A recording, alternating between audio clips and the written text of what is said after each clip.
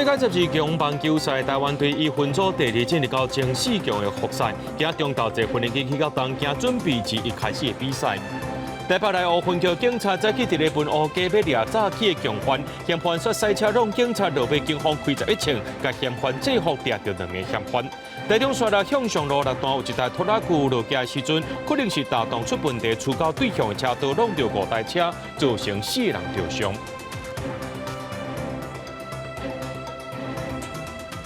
各位观众朋友，大家好，欢迎收看11月19日新闻，我是嘉豪。也讲到这世界12强棒球赛 B 组预赛昨暗结束啊，但是台湾队呢以4胜1败分组第2的成绩进入到前4强复赛。那今日中昼呢已经坐这训练机去到日本东京，准备至一开始的比赛咯。也期待咱的台湾队会当摕到好成绩。出战世界12强棒球赛4强复赛。台湾队19出发去东京，全员穿西装正比赛。19同机场听候真久的球迷一直呵乐，嘛大声喊加油！加油！然后就是相信，就是大家都可以得到就是超乎期望的表现，就像前面几天一样这样。队长陈杰宪代表发言，头一个动作就是把机票摕出来，希望去东京的球迷朋友，把东京巨蛋当作台北大巨蛋，安尼加油发出声，选手会真拍拼，摕到好成绩。我们拿到机票，很开心啊！我们的努力得到的收获，就是进复赛的。我们今天能够穿得很帅，然后穿着西装，然后很光荣的、很骄傲的坐飞机去东京。我们会很努力，100%的为台湾拿下好的成绩。台湾队预赛5场摕到22分，红不让有14分，投手合作5场干那60分，是B组10分上少的队伍。袂亲像较早，若输球气氛就歹，牛棚颠倒无法度斗支援。投教练跟林月平跟王建民，他们的一个对于选手的掌握，那也让选手们发挥他们的一个优势，让每一个人上场的时候都可以安定的去在场上表现自己的战力。21年后，国在晋级全球升棒顶级比赛前4强赛。21开始，台湾队对委内瑞拉、美国甲日本要进行超级循环赛，争取冠军赛机会。第一场要对委内瑞拉，中职现役洋将同一赛王牌投手圣基斯，副帮悍将的富兰哥甲罗哥拢在内。如果真的是圣骑士的话，或不管后面你包括罗哥、包括弗兰哥上来，你就当成是好像职棒的那种对战，我碰过的人这样的方式在打就好了。球评指出，台湾队复赛3场比赛拢是客场，前2天各互人安排伫中昼进行，其实影响无大。第一场上重要，爱拍赢。若是对着熟悉的中职洋将，台湾队爱搁较高好好掌握。记者综合报道。讲到这几天，这雨水擦擦地，是受到这东北季风和万季风太挂为分气影响。北部、东北部继续伫咧落雨，而且温度有较降挂。这新北市的石碇啊呢，透早只有16度一尔，是全台湾平地上介低温度。气象署表示讲，即阵这东北季风上介强的时间已经过去啊。不过未来这几天天气同款会较凉，然后后礼拜3呢，还有一阵较强的冷空气流南，到时阵是大过冷的天气。落蒙蒙啊，雨过落人拢经穿冬天的衫。受东北季风带来较凉空气影响，拜日透早，新北石碇出现16度1个低温，是全台平地上低温。台北市透早低温也敢若只有18度7。气象署预估这一波东北季风上强时间点已经过，暗过未来几天也是偏凉。受万季风太甲东北季风交互影响，这方面的风雨会阁继续。在明天、后天2天，我们说万一台风外围环流逐渐离开，但是华南有水汽移出，因此在基隆北海岸、宜兰和大台北山区下雨时间依旧比较长。拜3开始，华南水汽东移，基隆北海岸、大台北山区甲东北部地区会继续落雨，中部以北也有短暂阵雨，会继续到这礼拜4。目前有测资料显示，下礼拜2东北季风会小可减弱，暗过帅气，阁有一波较凉冷的空气报道，到时阵会转做较偏大冷的天气形态。入秋以来是最强的一波冷空气。那目前看起来的话，北部的低温可能可以降到大概14、15度左右，属于比较干冷的类型哦。就是所谓说，可能晚上啊、清晨的时候，就低温就比较低。民间气象公司有称，下礼拜2个也要走向西游中国，情况从高原以东落到四川、河南等地。过去经验显示，可能和台湾降温的幅度会较大，需要搁继续观察。到12月，会有冷气团甚至是寒流刷入去路南，雨量方面除了东北部地区以外，有笑拢是较大的出势。记者综合报道。疾管署公布，今年10月到今，这流感重症已经有219例，死亡有34例，拢是这10年来同期的新高。顶礼拜新增加8例死亡病例当中呢，上少年只有40岁，是一位女性，伊发病到死亡只有7天尔。另外，家人也传出一位50多岁男性，治流感也搁这新冠2种疫苗了后，心率开始加痛，当天暗时伫病院死亡。目前这疾管署也要追查死亡原因。流感继续发挥，疾管署公布，今年10月流感并发重症有219例，其中死亡34例，双双搁创10年同期新高，而且死亡病例拢无注流感疫苗。特别注意的是，顶礼拜增加8例流感死亡病例，上少年个案是北部40多岁女性，本身有慢性病史，发病了后连续教授1礼拜开始发烧，一喘送医的时阵已经呼吸衰竭，当时伫急诊插管抢救，医院救无倒来。在急诊就医的时候，已经血氧低下然后呼吸衰竭。虽然经过紧急插管以及给予抗病毒药物的治疗，但是症状还是持续的恶化，那是在当天就过世了。另外，基隆市传出一个50多岁男性17中昼去卫生所治流感甲新冠疫苗，转去1点钟了后，感觉心脏加痛，下晡3点到病院挂急诊，想不到当暗伫病院死亡。家属质疑甲做疫苗有关系，经报警请检察官上检。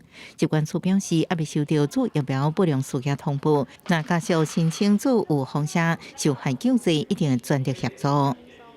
接种疫苗后1个小时发生心绞痛来讲，一般这个并不是就是我们认定的，就是跟疫苗直接有相关的一些可能的副作用。不过如果说有按照这个基隆当地的这个回报说，可能会讨论是不是进行解剖，比较可以厘清。根据疾管署统计，今年10月，当时做流感甲新冠疫苗死亡通报个案有1例是40多岁基国男性居民，本身有心律不正的病史。做疫苗第5天被发现无生命现象，通报做有风险了后不良事件，由卫生局照定时对家属进行追踪关怀，无申请做有风险受害救济。记者综合报道。讲到恒春半岛这2天出现正强的落山风，有11、12级之间，差不多是中度风太强度。这路边的乌多巴也风扇甲倒去，恒春水母广场的老树前2届风台是拢无代志，想袂到说互这届落山风扇甲倒去。是讲的有啊。中风一直受这边指引高雄恒春方向的路牌，机座已经歪起。工作人员讲，原本落雨生成了后，搁予落山风咧吹，才会这么严重。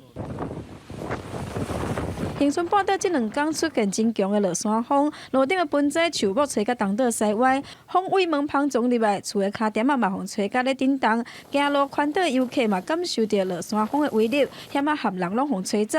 民众讲风势比前年的风台搁较强。我从来没有遇过这么大的落山风呢，好恐怖哦！啊，你哪里下来的？我从屏东过来的。因为昨天我才知道什么叫落山风，原来比台风还可怕。那个风吹得因为我体重也没有很重所以差点被飞走。恒春气象站表示，受到万宜风台外围云系，搁有东北季风的影响，连续2天测到上大的阵风有11到12级，几乎是轻台到中台等级的风速。只要北方有吹起东北季风，有高压系统存在，那南方又有低压扰动，这种南北的气压记录力够大的话，其实在恒春都会造成比较强的落山风。18号暗时，垦丁大街路上嘛风吹甲非常明显的摇，嘛有电力设备风吹落。恒春半岛特有的落山风，嘛互当地一度停电。记者王刘婷、柯正准屏东报道。劳动力发展署北分署的员工，这个月初是死伫咧办公室。网络顶头有人讲是这北分署长假期用甲员工霸凌的。劳动部长何培山今日开记者会，公布这调查结果，认为和霸凌无直接相关。不过，这位过往的员工确实是压力真大，工课量上过济，而且这分署长管理方式、情绪管控拢问题，目前先甲调离开遮，摕掉主管的职务。致上我们最深的敬意与歉意。劳动部长侯培山甲政务处长柯传成向社会大众回示咧，本来因为保障劳工权益的劳动部所传出下卡劳动力发展署北分署一职员疑似受中国集团霸凌，10月彻底办公室行底路，即马公布调查结果。他长期面临工作的压力，亲身往前的10天，发现他非常早到办公室，有时候甚至5点多就到办公室。然后很晚，9点10点才离开，就被赋予各种的资讯的任务。调查小组用报写名方式对分署全体人发问卷调查，不过长期超时工作量伤过大是事实。分署长想以用的管理方式，情绪控管被认为确实不当，工作会主管制。署长的他会有咆哮、侮辱、贬低同仁的这些行为，让同仁精神压力非常的大，甚至也有同仁因为这样子自己去看心理咨商医生。家属表示希望低调处理，不过国民党质疑2月份就传出劳法署员工定情，到底是不是这案对案？这位分署长谢宜荣被外界形容为因为他的靠山很硬，这个位土皇帝上任1年半，但是呢已经有81人离职，这个分署事实上全部在102人。前部长柯明春伫面车写，迄时阵无伫第一时间才进行，表达失礼甲遗憾。北分署当前是透过新北市议员黄淑君转达成为社分署长，只是调离现职，不过也烦恼等代志淡化了后，会阁启用。再来的职务绝对不会再滥用职权，因为他没有权利了，他会变成幕僚。对劳法署长期正式编制人力报告问题，公务员业务量暴增。侯培山表示，会向行政院争取权益，尤其是资深人力。记者综合报道。针对着这劳动部工会场所的霸凌事件，公部门基层团体下晡发出联合声明，讲这款的案件不是孤一个案件，是这大官府体制系统性问题。也批评政府内部调查是求原兼裁判，还有公务员就要专门适用这项法，这场霸凌防护要有法律的保障。公务人员被排除在那个职业安全卫生法之外，所以才会让劳动部有恃无恐，可以拖这么久才进行调查。所以我们同时也主张，劳动部应该变更函释，将公务人员重新纳入职业安全卫生法。公部门基层团体联合声明，针对公部门一直发生霸凌事件表达遗憾，而且公务员自杀事件一发生，霸凌是公部门长期以来正普遍的现象，是因为这机关充满着违反文化、欠缺对等的协商机制，这害问题一再发生。还有劳动部爱甲现有的执行职务遭受不法侵害预防指引，有关到法为界，强化实际的救济管道，而且开放这公务人员适用职业安全卫生法。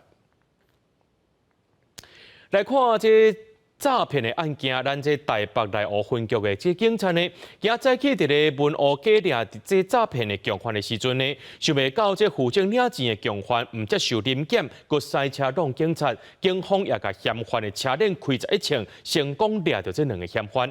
那高雄的新兴区呢，有人检举人违规停车，警方要去甲查这嫌犯涉水来飘走，2个警察是被负险防拖骨到公手。落尾半点钟后，也掠到嫌犯，而且伫延伸区顶也超出毒品。下车！警方抓前甲白色轿车拢围调的，不过驾驶唔惊，佮想要加速逃走，唔冲弄附近社区的围墙，佮想要开车弄警察。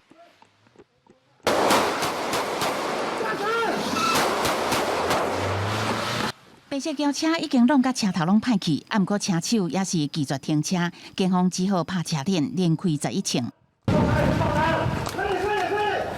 19早起，台北市内湖分局的员警顺线前往文湖街查缉诈欺车手，要约交涉假投资诈骗的诈欺车手到现场，结果车手拒绝警方拿查，警方前方危急砸下轿车的车链，有2个员警的脚去互枪支卡弹倒转来受伤。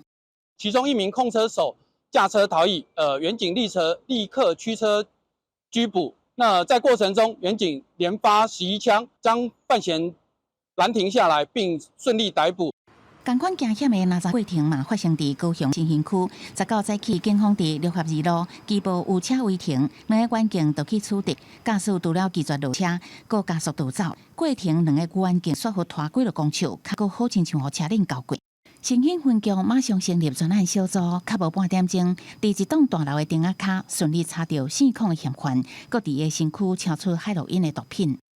巡逻员警请其下车接受盘查，不料驾驶恐难，拒检逃逸，过程中造成2名员警跌倒擦挫伤。意识清楚，无大碍。4控嫌犯互人逮捕了后，依照妨害公务也甲毒品危害防制条例罪嫌，甲伊移送侦办。好甲这2个员警，敢若手甲骹切着伤，送医检查了后无要紧。记者综合报道。来看金门小三通，昨受到这风太挂为环流影响，军帮取消。今天气有变较好，小挂恢复军帮。买头的卖票大厅再起到上千人来这边买票，现场是塌塌甜。听说有人昨天晚上滞留在这里，今天早上候补，5点钟在这边等候补。我750号。750号，他有没有希望？有希望补的。从12点45分开始候补到现在，目前已经到4点半的船位。要候补到700。来看台中山路这向上路6段有一段路，这路架是真长。今早起10点的时阵，就一台拖拉机可能是打洞出问题，伊先去弄到这分隔岛，搁在出向对向的车道弄到5台车，造成4人受伤。那警方讲这搭是有装这区间测速，敢真正是有效力？咱来听警察甲民众是安怎讲的。大火车几台并倒伫个路面，在沙石嘛散甲规涂骹，区间测速的门架啊，轰弄登去，搁压着另外5台车，造成4人受伤。告诉讲到迄当阵的状况，搁真惊吓。他自己转到安全岛上面去了啊，他就这样直接拉下来。我只是感觉左边有一台货车整个喷出去。肇事大货车伫19早起10点左右，经过台中市的沙鹿向上路6段道行的路段，唔知什么原因，甲激动甲并车，肇事的驾驶无啉酒，原因搁要厘清。疑似刹车失灵，车辆往内线自撞中央分隔岛及区间测速门架。但这个路段上近的一个车祸，就发生伫11月13，4车的连环车祸造成2个人受伤，即马搁发生重大事故。区间测速到底敢有路用，又搁来引起讨论。用是有用啦，大家知道都会减慢啦。没有用，为什么？速度一样没有变啊。它可能有的可能是刹车的问题吧。向上路6段因为定发生车头弄车尾的车祸，2020年1月启用区间测速，期间有停用，搁伫个2022年2月16定启用。警方讲区间测速确实有互即个路段的车祸较减。今年到10月为止有12件的交通事故，含去年比是减7件。就是说这个下坡太陡且太长。有载重的大型车的时候，这个就会是一个相当大的负担。它这条路是先天上它的环境条件就已经很严苛，就说设置这个执法器材也未必就能够去解决这个比较工程面的问题。不过，台湾交通安全协会认讲，这段路设计行伤过长，加上车路两边拢已经开发啦，伊摕这边来改善相对困难。建议除了设大型车的专用道，分流管理所限，另外对大型车挡仔要求嘛要搁较悬，才会当降低肇事的几率。记者综合报道。来看这条，同款是交通意外。这台南市有一个查某，高中生呢，昨暗骑这电动脚踏车，伫咧河尾路和光远路路口，脚踏车互一台要转弯的客运撞到，加在这个学生只有轻伤尔尔。这警方是呼吁驾驶讲，若准备挖正边的时阵呢，车就爱驶来到上外口的车道，而且速度爱放慢，也着爱注意人陷车。对监视画面内底，当看到伫咧台南市河尾路口有真侪台车拢按照道路的指标慢慢啊正弯。毋过即个时阵，雄雄有一台客运驶真紧，直接对来车道要正弯，结果去弄到正手边一个骑电动自转车的查某学生。好在即个学生意识清楚，干那切着伤尔尔。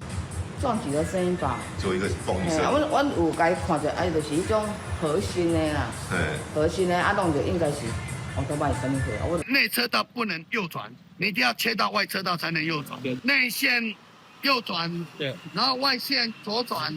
他目前的科技执法就是要抓这些。当地民众表示，这个路仔口较矮，定定发生车祸，进前就已经有装科技执法，是重点处理所在。因为这个查某学生骑电动自转车，去互客运弄着了后，拖咧行够歹去，强被散行。警方初步调查，这个驶客运姓翁的查甫人，虽然97-0，不过无遵守规定来驶车，才会引发车祸。客运驾驶已违反《道路交通管理处罚条例》第48条，将处以600至1808万。详细事故责任由本分局调查厘清中。车祸的肇事呢，已交由相关单位来做鉴定。本公司呢会另外派员来探视呢，慰问当事者。本公司也会加强宣导驾驶呢，行车更注意路况。警方呼吁驾驶伫咧较侪车道的所在要正弯的时阵，应该先驶去外车道，放慢速度，注意路仔口的人甲车，才会当避免事故发生。记者综合报道。17日咧台北的时阵呢，有这公车烧撞造成过路人死亡的案件，有民众伫咧质疑讲，是毋是这驾驶经验无够呢？湘北的这公车工会，这个客运业者最近也伫咧讨论讲，未来敢会当来成立这公车学院的可能性，也希望讲这学院若准有成立，会当邀请到这资深的驾驶呢，来分享驶市区公车的美感，提升一寡菜鸟仔驾驶因的应变能力。17日时，有一个过路人互客运公车撞到，加入去车卡不幸死亡，引起大众的讨论。这个肇事的驾驶是台油客运的司机，已经少年，敢若23岁，也互外界质疑驾驶的经验无够。针对外界的质疑，业者回应表示，要驶公车确实需要经验，敢若有职业大客车的驾照是无够的。新手驾驶的培训，目前确实较欠缺资深的驾驶来驾驶市区公车的美感。一个法规嘛，法规当然就是一些规定什么的嘛，再来就是经验传承嘛，传承的话，基本上就是影片的一个教育嘛。你可能会在载客期间会碰到哪一些乘客，该怎么处理、怎么处置、该怎么服务乘客。最近湘北的公车业者都有讨论，未来是毋是会使有公车学院，希望透过课程请资深驾驶员来分享经验。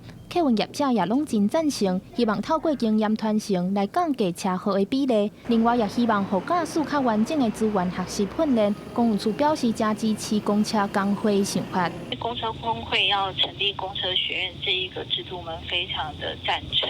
希望驾驶长在入职之前，或者是在职当中，那另外的话可能会有一些专案辅导，这些个案都能够有一个比较完整的一个培训计划，能够整体性的来提升各个公车业者的驾驶长的一个服务品质，还有他的行车安全的一个训练。另外，客运业者也讲，若是会当增加道路驾驶的训练时数，互新手驾驶较侪时间熟悉公车的操作，提升伫路面的应变能力，会使减少驾驶紧张的情形，来避免意外发生。客运业者也希望公车学院若是成立，会当互新手驾驶的训练更较全面，有好的就业环境，也通互少年人愿意踏入公车业。记者张家琪、林玉凯台北报道。全观众朋友来看这新闻，讲到美国总统的当选人Trump，伊也开始公布政务官的提名人录，其中引起大家注意的就是捌做过移民局长的霍曼。另外，Trump也证实讲，会甲2019年版讲过，当用联邦执法能力，甲大量非法移民赶走计划。未来呢，伊要提交予国会通过了后，就要来实行。针对近20年来美国两大政党争论未散的非法移民的问题，共和党伫当时替参众两院倒数了后，川普进前公开宣布要宣告全国紧急状态，各动用移民局等联邦执法单位配合各州警方大规模处理非法移民，各将因赶出境。必要时阵也会动用联邦军队，包含伫陆地协助执法单位，加为海上防止偷渡器等等。NBC 新闻网的报道指出，先赶走对象包含非法入境的中国籍100查甫人。事实上，川普伫顶一摆总统任期内底，都将这项计划列为重点。My plan expedites relief for legitimate asylum seekers by screening out the meritless claims. If you have a proper claim, you will quickly be admitted. If you don't, you will promptly be returned home. And if for some reason, possibly political, we can't get the Democrats to approve this merit-based high security plan, then we will get it approved immediately after the election, when we take back the House, keep the Senate, and of course, hold the presidency. 我伫川普顶届总统任期代理移民局局长的霍曼伫非法移民问题顶悬，甲川普同款持续鹰派，也是川普重回白宫了后，被提名负责边境安全的最高指挥官人选。另外一个得到川普介意的是前任威斯康辛州众议员达菲。伊被提名做运输部长，达菲为2010年到2018年连任各界众议员。卸任了后，转去电视圈发展，主持福斯电视台的财经节目。达菲对川普严管非法移民的政策是正赞成，也在众议投票支持相关的立法。伊是为国防部长被提名前赫格赛斯了后，搁一个可能入阁的福斯新闻网的主持人。公司新闻7家人朋友。来看美国在纽约市曼哈顿地区8月发生乱杀人的事件，这个51岁查甫人，唔知是虾米原因呢，伊就一直举攻击这无辜民众，造成3个人死亡。这嫌犯竟然举刀，伊是有前科的游民，目前是去互这警方抓到啊。曼哈顿东河边的犯案现场有封锁线，警方无用翕相存证。纽约18发生连续随机杀人的案件，一个51岁的嫌犯伫2点半钟内连续攻击3个无辜民众。头一个受害者是36岁的建筑工人，伊当时徛伫西19街瓦近哈德逊河的一个工地，无缘奇妙叫嫌犯举刀毒死。2点钟后，凶嫌行去东30街附近，佮杀死一个伫东河边钓鱼68岁查甫人。30分钟后，伫联合国总部边还有第3个人受害。Our third victim is described as a female black, 36 years old. She is stabbed multiple times throughout her body. She is brought to Cornell Medical Center, where she is currently in critical condition. 当时，一个计程车司机拄好看到发生第3件事件，随甲警方报案。凶嫌随去互人逮捕，佮伫个身躯撬出2支墨灰的菜刀。He is a male Hispanic, 51 years old. He appears to be undomiciled. He has 8 prior arrests, last being for a grand larceny, October of this year. 警方指出，这个嫌犯是家有真侪届切刀互人逮捕的记录，几个月前捌互人定罪判刑，按过是安怎，伊还佫会当伫街头杀人，目的是啥物，也有待后续调查清楚。And there's some real questions that we need to look at on why he was on the street, and he has some severe mental health issues. That should have been examined, and that's what we're looking at as part of the investigation. 纽约市长表示，这件随机杀人的事件凸显司法体系甲心理医疗体系有漏洞，啊，毋过嘛，同时显示出治安的警讯。疫情期间，纽约地铁捌真侪届发生随机攻击RA事件。今年以来，暴力案件有增加无减少，为了防范地铁变作治安的压角，纽约州长捌伫今年3月加派1000个国民兵甲州警伫地铁系统巡逻。公司新闻詹慧敏编译。香港民主派初选案件，搁再互人叫做是香港47人案，这是香港国安法推动了后，被指控颠覆国家政权罪的一个案件。今日判决出来啊，有45个人被判刑。香港大学法律学院进前的副教授戴耀廷，被当作是主标判刑10年判上当。那前香港众志的秘书长黄之锋是去被判刑4年8个月。一大堆民众聚集伫香港的西九龙法院，等待香港47人案宣判，都是民主派初选案发生伫2020年。一港办国安法上到了后，规模上大的案件。黄之锋讲，迄当阵办初选的时阵，我协议讲，若民主派当摕到过半的席次，会无差别来否决预算案，互港府无法度运作。当作47个泛民派人士，黄之锋串谋颠覆国家政权罪。落尾是45个人被判刑，刑期4年到10年。其中香港大学法律学院的前副教授戴耀廷被看作是主谋，嘛是第1级的首要分子，被重判10年。前香港众志秘书长黄之锋被则是积极参与者，判4年8个月。对这种判决结果，香港辩声青年是大骂讲，不管被告敢有认罪，还是纠正，拢无法度来改变判决。香港的司法独立已经乌有去。香港政府的国安法指定法官所制定的，也没有就香港人作为一个陪审团，所以我们可以知道这一次本来就是一个不公平的一个审讯。那当然，其实看到这个结果，我们其实对我们来说当然是非常的悲痛，而且是一种非常愤怒的一种心情。香港47人案变作香港第一件颠覆国家政权罪案件。方小天讲，有真侪人还未审判确定，就已经被羁押到3年。中国提出国安法，透过大规模的判刑，抬价架构，政治迫害就敢若是港版的228，要阻挡香港的民主运动。学者认为讲，台湾爱会记得香港惨痛的教训，看成中国政权袂当相信。这样的一个香港一国两制，它的政治的破产，让台湾老百姓明显的看到，中共这个政权，它不是一个值得信任的政权。好，一国两制下，香港50年不变，马照跑，舞照跳。但2020年香港国家安全法的实施，23年就完全变了。我们呼吁香港政府应该保障自由人权，停止对民主派人士的政治打压。总统府回应讲，会持续声援香港，透过香港人道援助关怀行动专案来提供支持。嘛谴责中国拍50年未改变的承诺，证明一国两制不可行。刘委会是呼吁港府停止政治打压，把关押的人释放出来。记者综合报道。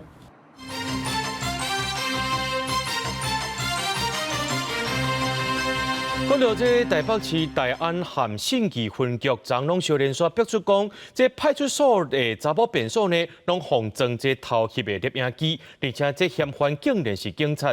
台北市警察局长李世豪就要求讲，伫咧暗时10点之前呢，所有的派出所拢要完成反偷翕的检测。类比式的侦测设备去做讯号的类比讯号的。手提侦测器，甲便所的门撒开。内底外口拢详细检查，都惊内底有藏微型的摄影机。警方雄雄大动作做检测，是因为警方搁表出歹代。台北市的2间派出所，伫短短1天内，拢发现当地查某便所有偷翕的事件，而且涉案的人竟然是保护百姓的警察。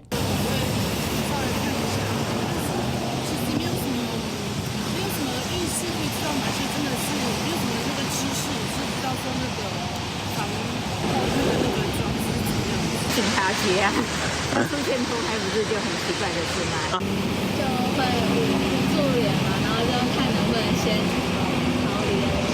我现在都不太会在公共场合上课，我觉得会害怕一些危险。就连警察局的便所嘛变甲真危险，毋但警察家己去便所无安全，就连去报案借便所的民众嘛想袂到讲伫咧公家机关便所性温书会有风险。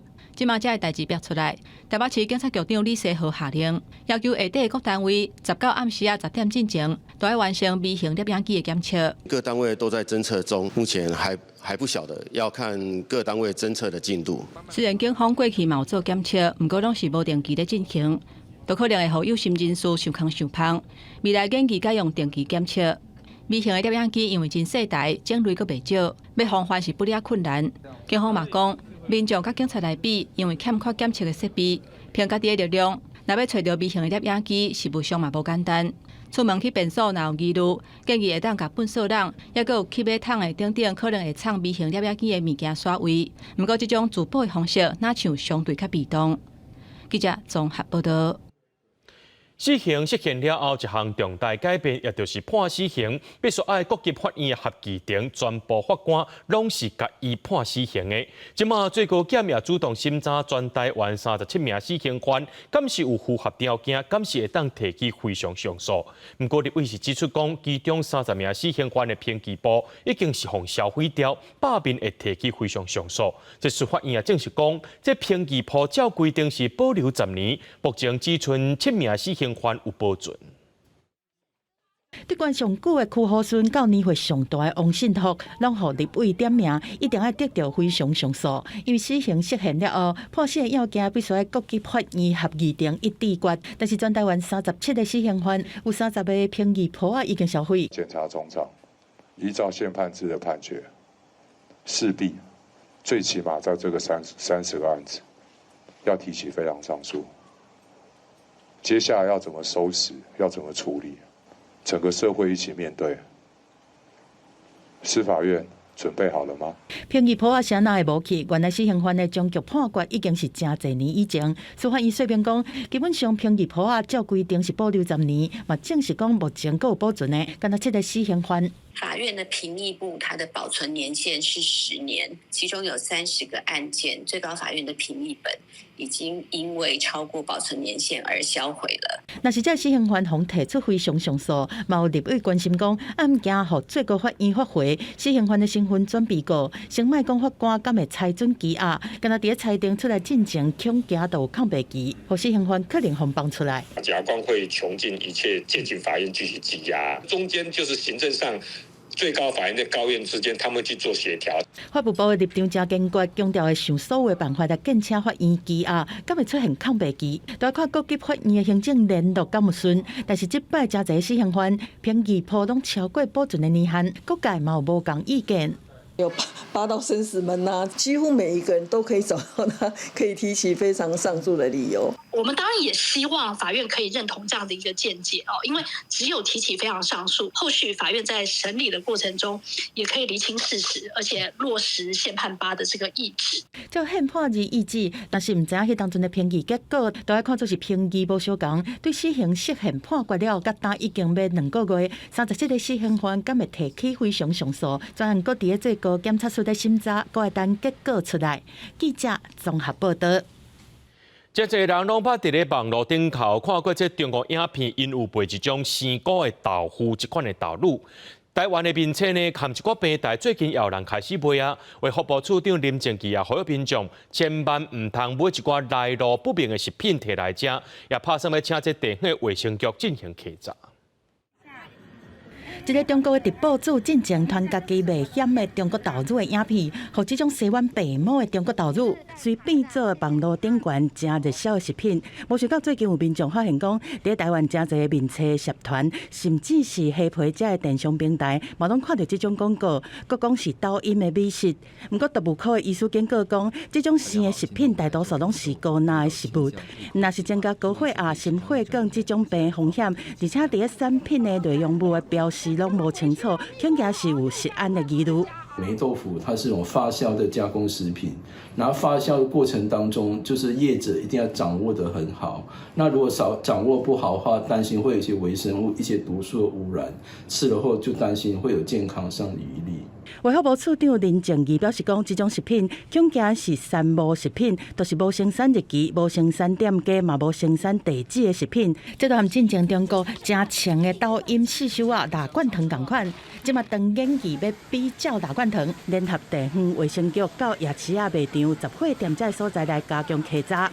如果我们有发现它进到台湾的现象，我们就会提醒地方卫生局。好像之前辣平糖的事情，我们就地方卫生局就有到夜市等等地方去稽查。卫福部强调讲，中国豆乳看起来和国内的豆乳是真相同，但是规个源头到食品安全过程拢无人知，呼吁民众千万莫买来路不明的食品。若有业者违法的卖无经过查验的食品，会以违反食安法罚3万到300万。记者综合报道。民众真接伫咧网络顶头买物件叫外送，造成粪扫和回收量增加。台南市安南区清洁队目前回收品是蹲干那山，连粪扫车也拢无所在通前。这环保局是回应讲，已经有请厂商按算1个月内会清理好势。另外，因也想要起一个资源回收有分类厂来解决这粪扫的问题。清洁人员等咧甲回收品做初步的分类，就算因手无停困，嘛是清袂完，因为逐工拢有新的搁车来遮。今仔因为网络发达，真侪人会伫网络顶买物件，甲叫外送，加上有的地区人口增加，连带影响粪扫量。像台南安南区清洁队，即阵互回收品囤甲满，甚至连粪扫车都无所在停。民众认为会使参考外国的做法来调整。国外吧，伊迄个包装防撞的耗材，内底放爆米香，我嘛是感觉真趣味，去减少迄个塑胶的量啦。看是毋是大家因为。你无可能叫大家卖买嘛，大家嘛是爱生存，看是毋是会当为这种方式来改善迄个粪扫的。买一寡食的囡仔耍的物件，通常伊的是纸盒的纸壳啊嘛，我拢是会做分类安尼。根据统计，台南清洁队收运的资源回收量，对2012年17800吨，到即阵成长到41000吨。其中回收品上侪就是纸壳啊、玻璃杆啊、甲塑胶品。环保局回应，目前有规划要起一栋资源回收厂，兼会结合高科技的技术来加速分类，通处理100吨的量，按算116名员工。清洁队至民众端回收的制售物相当的多元，那必须由制售物厂商再回去再做分类。那因为目前厂商分类的速度及去化管道不足，导致安南区对制售物的堆置。那目前环保局商请其他相关机关、相关厂商协助，预计在1个月之内完成清除。那怎么样减少垃圾、源头减量、重复使用，还有做好资源回收？各地头拢有粪扫过量的危机，无论是食的、清的、用的，大家人难免拢会产生粪扫。有学者建议爱对源头减量，嘛鼓励大家会使使用环保的器具。记者李上台南采访报道。咱台湾地动风台是真济，内政部自2018年开始推出防灾事备份认证制度，甲民众急救避难救援相关的知识。彰化县的这个防灾协会呢，今年家己总钱举办课程，让民众免费参加备份，希望提升咱台湾防灾士的数量，嘛不伊遇到灾害会当救家己，阁会当救别人。听老师的指导，学安怎实施 CPR 替受伤的人指挥。教室内底拢是来参加防灾士备份的民众。台湾地动风台济，万不离拄到灾害，应变救灾能力就真重要。92的地动，我嘛是受害者。透过这2天的训练，我相信后日后搁拄到同款的地动，我一定会当去现场支援。以前啊，拄着这种情形哦，心卡依依旧，因为我拢袂晓的，所以我嘛唔敢去做 CPR。所以即马会晓了，阮就较有迄把握。内政部2018年开始推出防灾士备份的认证制度，上课教民众急救、避难、救援这相关知识。承办课程的彰化县防灾协会表示，为社区一般民众落去备份防灾士，真正发生灾害的时，唔来使救家己，佫会当协助政府防灾。灾害来的时阵啊，有足侪所在可能政府还未到的时阵，一寡人会聚集伫咧遮，阮会希望讲，遮个人会使去做一个安置啊、收容的这个动作。你若是学过这个防灾士的时阵，你会使协助这个政府来做这款代志安尼。统计到今年11月，全台湾拢总有33000多位的防灾士。彰化县防灾协会今年家己总钱办课程，让民众免费参加备份，希望增加台湾防灾士的人数，和救灾能量会当拖到每一个市。记者杨淑晴彰化报道。来看台北市和平新生天桥，反对拆掉的团体是希望讲这天桥爱留落来。不过，这台北市文化局11月初6的时阵，先暂停拆除作业，提报到文资委员会审议。审议了后呢，这文资委员会认为讲这帮天桥无文化资产的价值，即马已经恢复拆桥的工作了。这个查甫人情绪真激动，就算10几个警察甲伊挡掉咧，嘛想要爬起哩天桥。好了，帅哥，好了，看你的嘴脸，好了，不要激动了。伊会这么生气，是因为台北市和平新生天桥已经恢复拆除的作业。当初因为反对拆除的民间团体希望提报文资审议来保留天桥，即马审查结果出来啊，文资委员会认为这座天桥无文化资产的价值，所以一定恢复拆除的工作。11月4号有提报文资，然后11月的13号呢，这天就是现场有文化局的委员来现场做文资现刊。其实照理来说，明天我们才会知道这个决议是什么，但是结果今天才礼拜2，我们就发现，这个桥就这样子突然被围起来，没有办法使用了。这其实已经违反了相关的规定。希望保留的民间团体嘛批评天桥10年的修理费用是746万，不过这届新工厝的拆除作业却开免2000万，因认为政府应该先将这寡钱摕来做维护才对。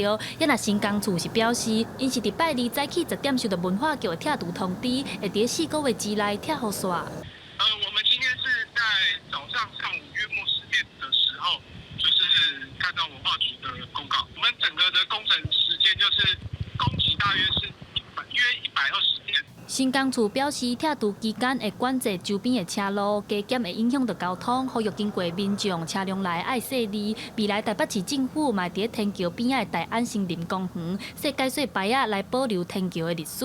台北市文化局表示，文主委员是伫勘查了后，6位委员拢认为天桥暂时无国籍的身份，文主定序完毕，所以开放拆除。不过，反对拆除的团体表示，因未放弃，会继续采取行动来保留天桥。记者第阿选柯敏哲台北报道。来看高雄蛤蟆县铁道园区打造全台湾上界大的户外铁基路博物馆，目前有展览29台火车车厢甲火车堡。另外，这文化局也推出着一台观光列车蛤蟆线区，对于11月30开始，逐礼拜拜6礼拜，要互游客体验坐火车坐蛤蟆线园区。台糖火车半暝伫高雄车路出现，灯光照着车厢新点点油彩是真显白。高雄市筹备超过1冬的时间，伫蛤蟆新铁道园区打造全台上大的户外铁基路博物馆。目前有29节火车厢翻新了后，放伫临港线的铁基路顶，呈现高雄市100年铁基路发展的回忆。这个车站以前就叫做高雄港站，所以它这种产业或者是货运的性格是非常的强烈的，所以我们打造的主题就是一个货物为出发点的概念。这台8年前建设嘉南台准时买的火车，原地停伫后备糖厂。这摆高雄市100年生日，文化局专工向台糖借来展示，现场除了有老火车通看，主办单位嘛甲一台柴油火车重新征收，成做一台无车顶的观光列车。还有另外3台柴油自强号嘛改做餐厅，下袂少铁道迷专工来高雄看火车。真感动，因为较早的人真正无简单啊！你看恁这人个电气化有无？较早拢爱烧炭啦，啥物是安尼。8年前的高雄港车头是台湾甲世界连接的起点，透过无共世代的火车展示，希望互民众了解台湾火车路的发展，嘛使了解高雄城市100年来的产业转变历史。记者胡家勇高雄采访报道。多个老大人因为常常无和人接触，出现孤单无助的状态。为了要鼓励这些老大人会当行来到外口参与社会，新得到这社福团体特别安排储备的运动会，和阿公阿嬷伫运动过程当中呢，来训练着因的体力，保持身体健康。也若上界重要就是，互因行出门来交朋友。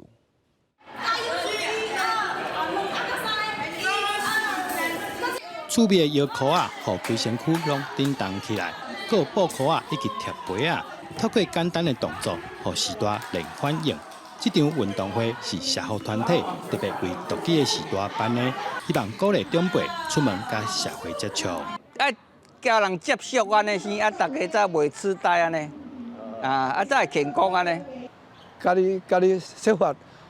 想办法要运动，你慢慢身体就慢慢好起来。我感觉这老人足高追的，伊嘛定，我看伊定出来佚佗时，足活力的，足活力的，然后看起来足健康，会食饱哩。社福团体指出，大部分独居的长辈，平常时拢踮厝内，较无咧甲人互动，卖常常出现孤单，甚至是不足的感觉。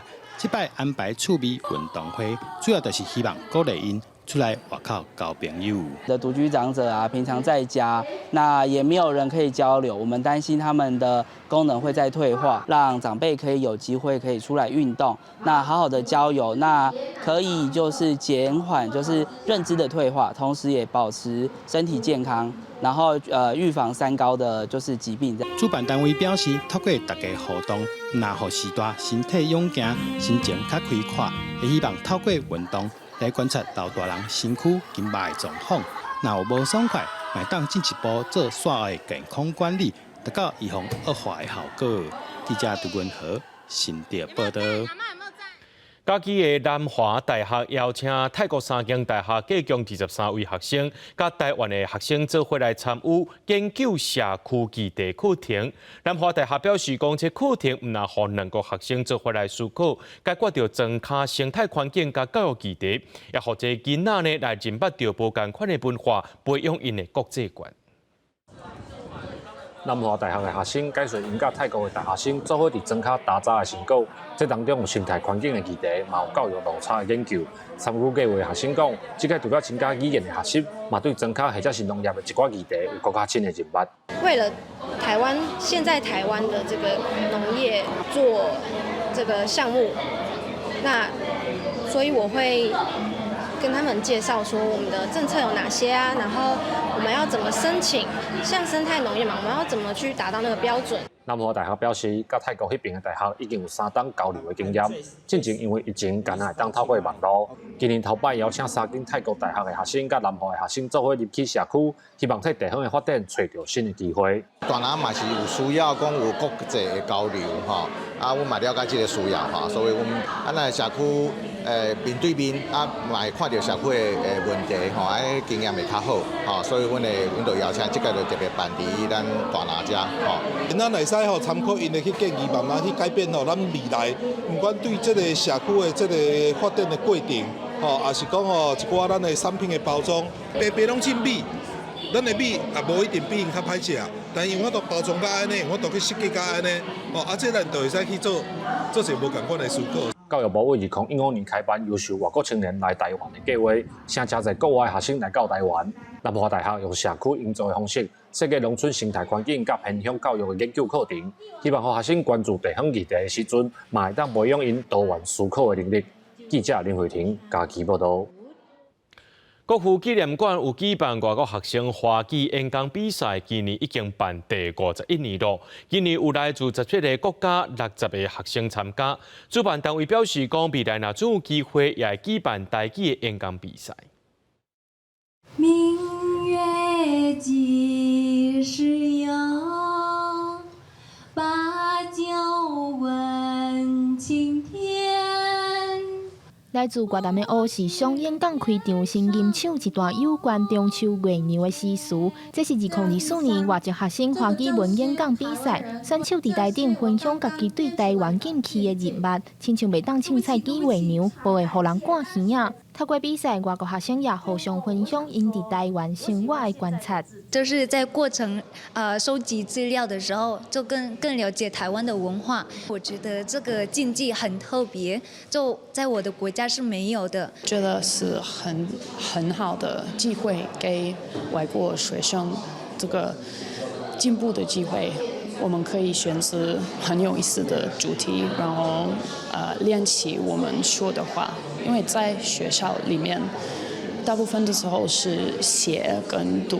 有参赛选手也分享，透过演讲会当加练习口说，对学华语来讲帮助真大。另外，国父纪念馆馆长也表示，当年比赛拢会经过有关台湾生活、人文风情的议题，亲像今年就是讨论台湾近期的文化、甲社群媒体运用等等，希望外籍学生透过演讲来表达家己对台湾的想法。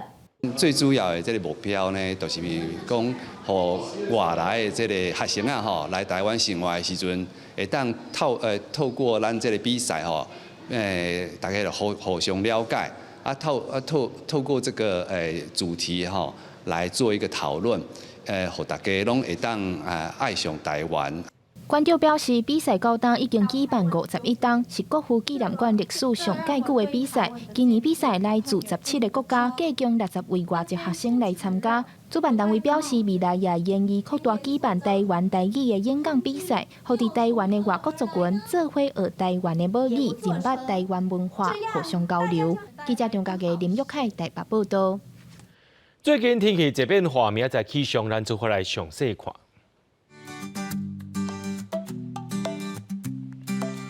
基隆、台北、桃园、新竹对20度到23度；苗栗、台中、彰化、南投、云林对21度到27度；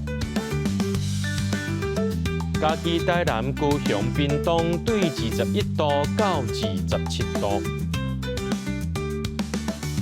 宜兰、花莲、台东对19度到26度。苗金马祖对18度到24度。结果未来3天气象。